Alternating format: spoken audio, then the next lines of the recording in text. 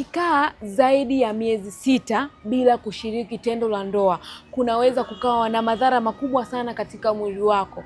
Unajikuta ni mwanaume ambaye hawezi kuperform tendo la ndoa vizuri. Lakini kuna baadhi ya mambo ambayo unaweza kusababisha kwenye mwili wako bila wewe mwenyewe kufahamu. Kitu cha kwanza, mzunguko mbovu wa damu, yaani damu inakuwa haizunguki vizuri kwenye mwili wako. Endapo tu utakuwa haufanyi tendo la ndoa mara kwa mara, lakini pia itakupelekea mwanaume kuwa na stress za mara kwa mara, msongo wa mawazo, mawazo ambayo hayaishi kwenye mwili wako, lakini pia kwenye akili yako, yani akili inakuwa haiko sawa kwa sababu ya hiki kitu. Manake moja kwa moja tunaamini kwamba tendo la ndoa ndio nguzo kubwa katika mfumo wa mwanaume. Lakini kitu kingine ambacho ni muhimu sana katika afya yako wewe mwanaume, endapo utakaa kwa muda mrefu bila kushiriki tendo la ndoa, unaharibu homoni ya kiume, hasa ile homoni ya testosterone. Sasa kama ni mwanaume ambaye umekuwa ukipitia changamoto hii, yawezekana sio mtu ambaye unashiriki tendo la ndoa mara kwa mara, hakikisha unakuwa unashiriki tendo la ndoa mara kwa mara, kwa sababu hii ndio afya yako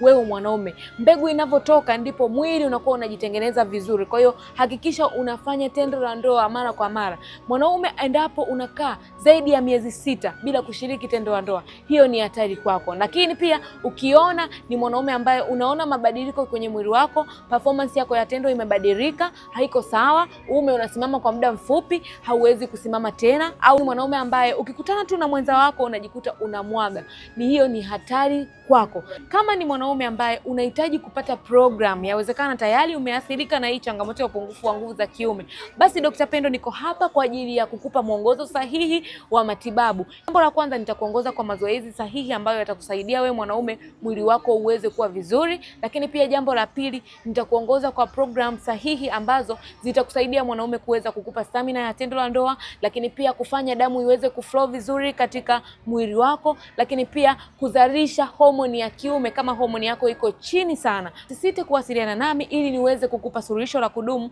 uweze kujiamini vizuri katika tendo la ndoa.